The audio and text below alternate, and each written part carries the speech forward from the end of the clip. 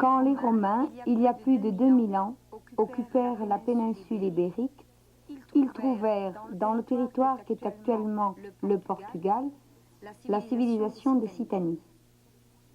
Les populations vivaient dans les montagnes comme moyen de défense. Ils se nourrissaient de fruits sylvestres, de produits de leur chasse et cultivaient quelques céréales. Les maisons circulaires, sans fenêtres, étaient construites grâce à la juxtaposition de blocs de granit.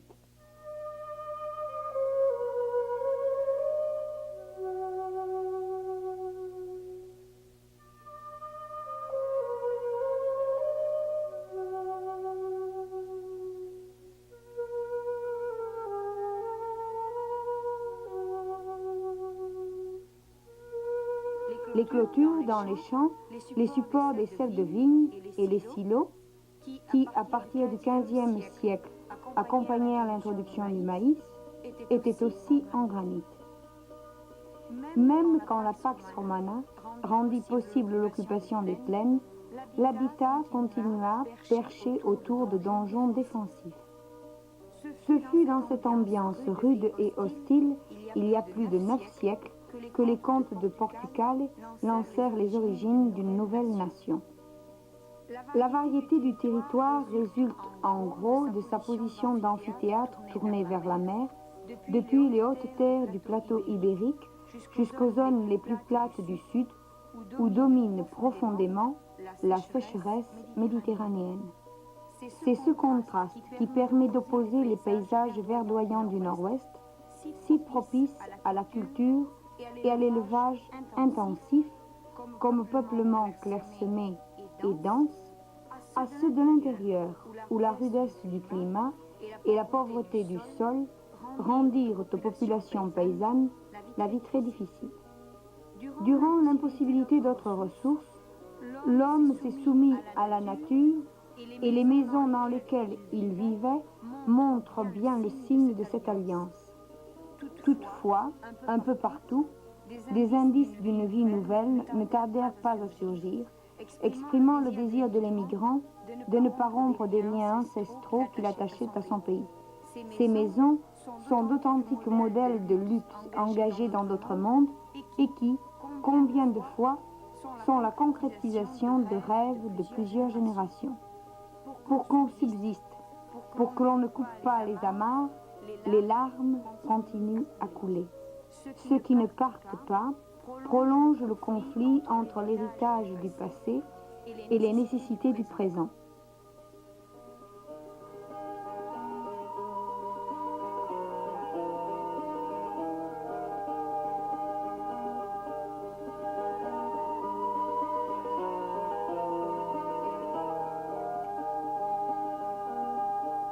Le troupeau biblique reste impassible devant la machine. Le décalage entre ces deux mondes face à face marque encore aujourd'hui toute la vie portugaise.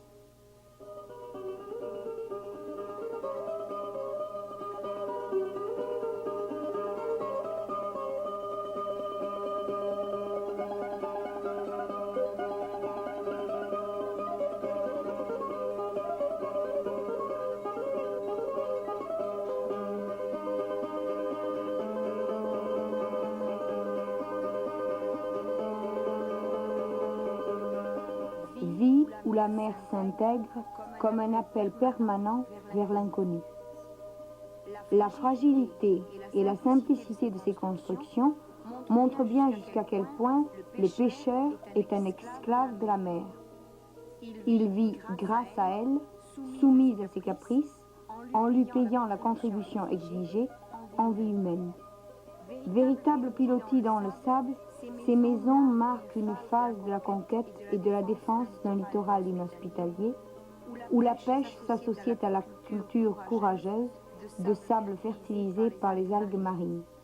Beaucoup de communautés de ces implantations rudimentaires se transportèrent jusqu'aux rives du Tage. Ici, dans une ambiance aussi pauvre, mais plus accueillante, les activités des riverains se poursuivirent. Les maisons étaient leurs ports, les barques leurs maisons, le fleuve leur mer.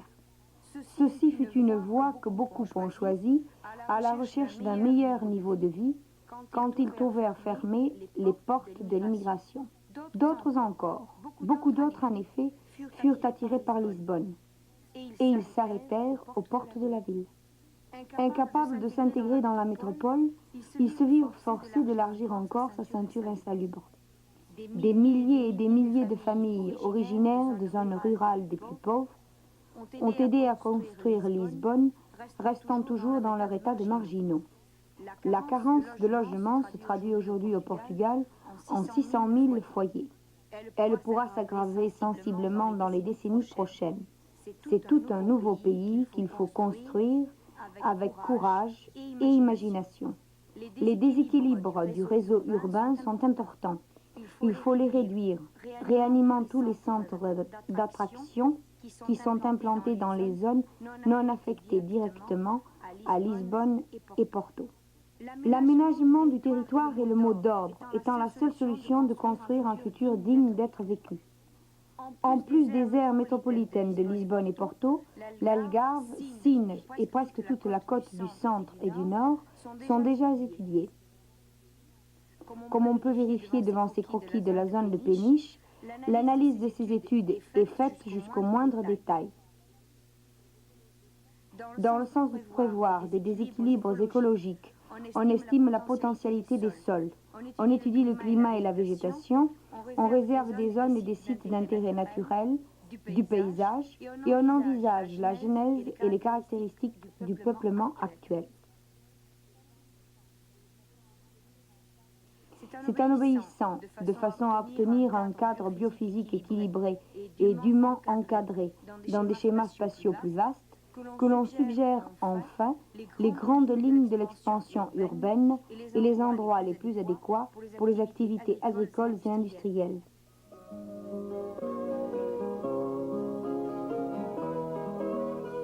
Face à la gravité que prennent au Portugal les problèmes liés aux communautés et dont les populations atteintes ont pris conscience, le besoin est devenu impératif d'augmenter la possibilité de réponse des services publics à travers la participation active des gens directement concernés dans chaque cas.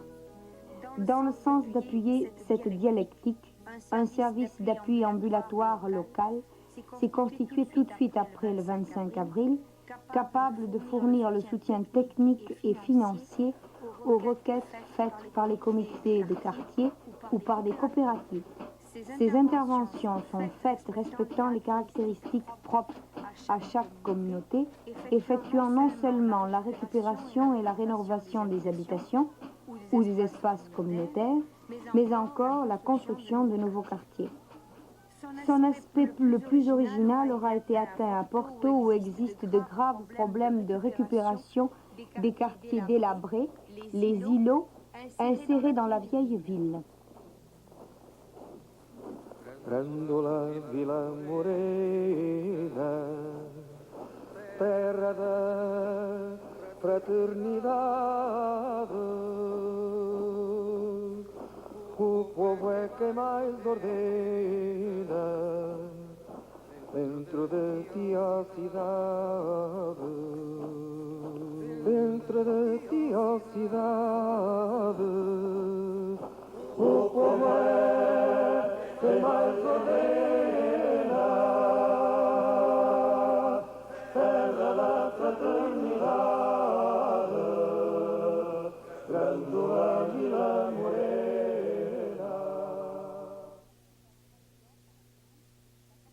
Dans le quartier d'Avradida, par exemple, la participation des populations est bien évidente dans la manière comme les intéressés sont convoqués pour participer à une réunion de comité de quartier en vue d'étudier avec les techniciens la nature des interventions à accomplir.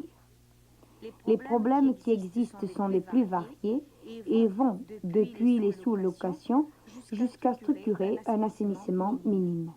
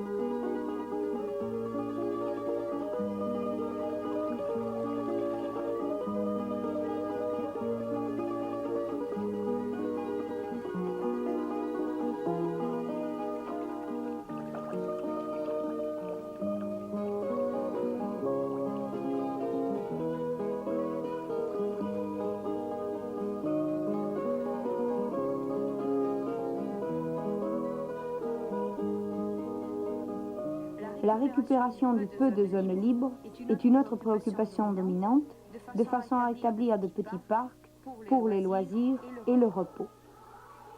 Dans le milieu travailleur, la création de crèches où les enfants peuvent rester dans une ambiance agréable durant l'absence des parents a aussi une grande importance. Dans ce but, on a pris possession d'un édifice en mauvais état, lequel est en train d'être utilisé partiellement pendant que les travaux d'adaptation à cet effet se poursuivent. L'acceptation tacite et généralisée de ce dialogue entre les équipes de techniciens et les habitants des quartiers délabrés est la formule la plus originale de toutes celles que la jeune démocratie portugaise a essayé jusqu'à présent dans la recherche de solutions les plus justes. L'appui financier est constitué par un prêt à fonds perdu de 60 à 90 000 écus par foyer, ainsi que par un autre amortissable à une échéance de 20 ans au taux de 3%. Dans ce sens, et dès que possible, les procédures se font au même endroit, les populations ayant le droit de prendre possession des terrains où elles se sont installées. Ces interventions sont toujours accordées dans ces phases différentes avec celles d'autres organismes et constituent une voie sociologiquement valable pour trouver la réponse aux nécessités des populations dans leur lutte de l'habitation. À Lisbonne, le service d'appui ambulatoire local fut obligé d'accompagner le mouvement revendicatif des habitants des bidonvilles périphériques. Après la formation du comité de quartier et les difficultés dépassées quant à l'acquisition des terrains, subsides, etc., on commence la construction de nouveaux foyers. Un des premiers quartiers résultant de ce processus fut celui du Cri du Peuple à Setúbal.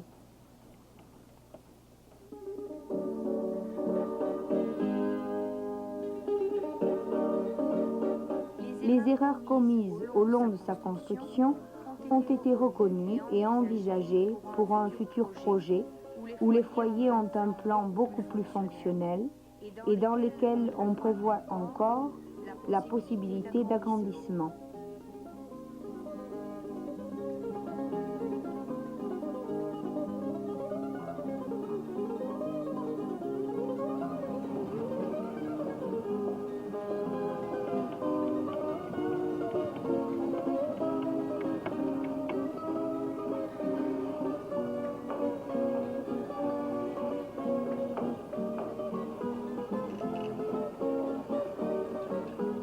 Dans n'importe quel cas, les futurs habitants ont participé aux travaux de construction, aidés par des techniciens et des ouvriers spécialisés venant d'entreprises nationalisées.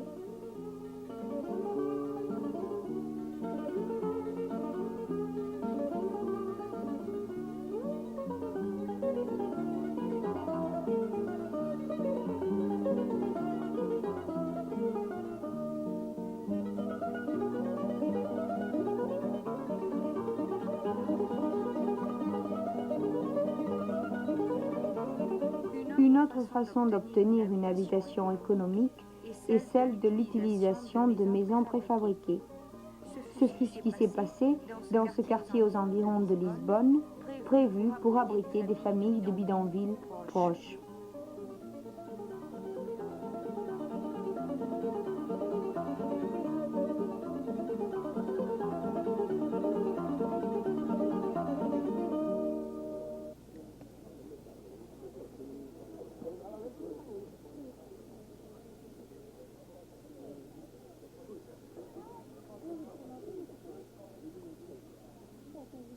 En plus du symbolisme de l'acte, on voit la joie de qui va habiter peut-être pour la première fois une maison, sa maison. Face aux premiers résultats concrets obtenus à travers les actes énoncés, il est légitime de se demander dans quelle mesure les populations rurales pourront espérer une amélioration de leur habitat. Dans des dizaines de milliers de petits bourgs dispersés à travers tout le pays, le drame consiste à savoir comment on doit opérer cette transformation au moyen d'interventions simples, fonctionnelles et ajustées aux caractéristiques culturelles de chaque communauté.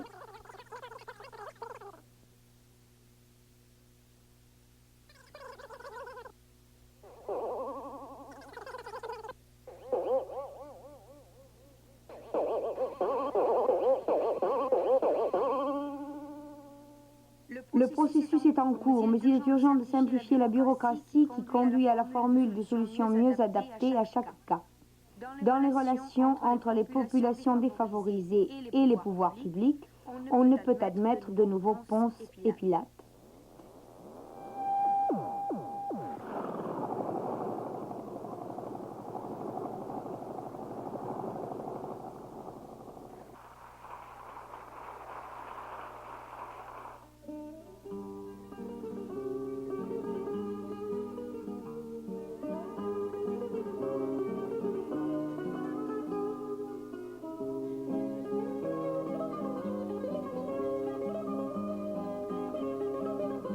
Et ceci parce que l'union des efforts et le dialogue ouvert entre les techniciens et la population s'est révélé non seulement indispensable, comme capable de trouver la solution, même pour les problèmes les plus difficiles.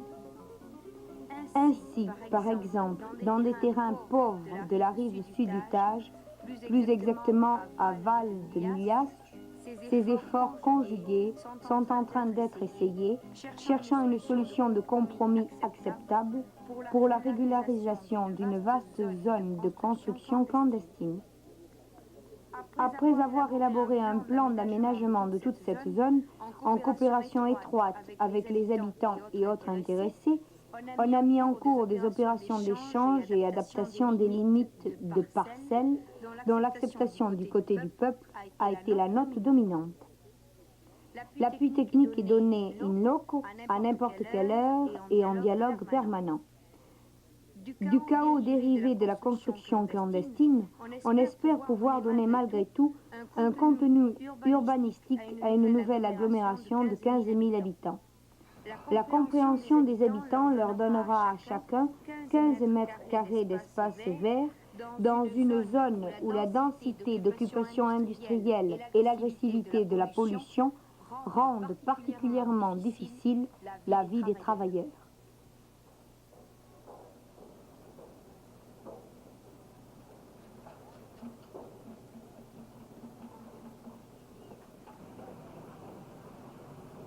Attirés par ce travail de groupe et par l'esprit d'harmonie, d'autres surfaces de foyers clandestins de cette zone ont demandé de l'appui et sont en train d'être aidés à trouver les solutions les plus satisfaisantes pour la communauté.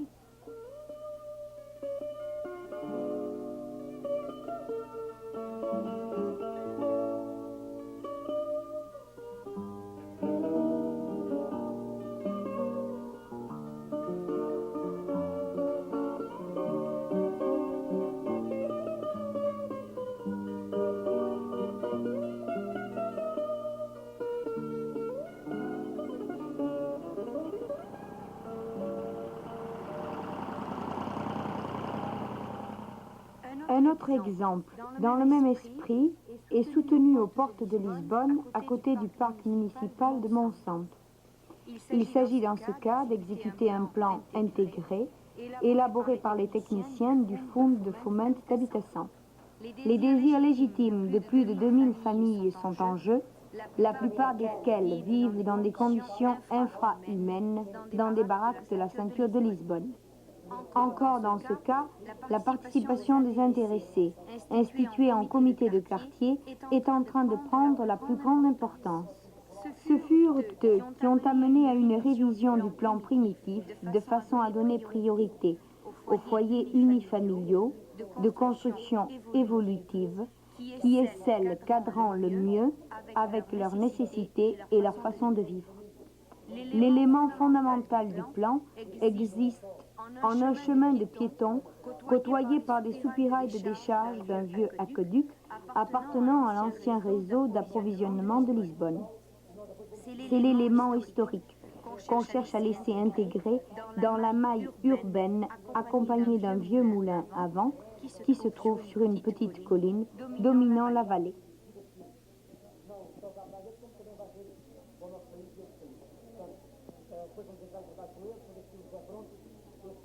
Dans une zone principalement agricole, on n'a pas voulu oublier l'extrême potentialité de ces terrains. Ainsi, on a laissé les deux exploitations agricoles qui existaient déjà et on a créé de petits potagers familiaux dans le but d'un autoravitaillement. On appuyait de cette façon la permanence d'une activité de groupe et d'une salutaire occupation des temps libres.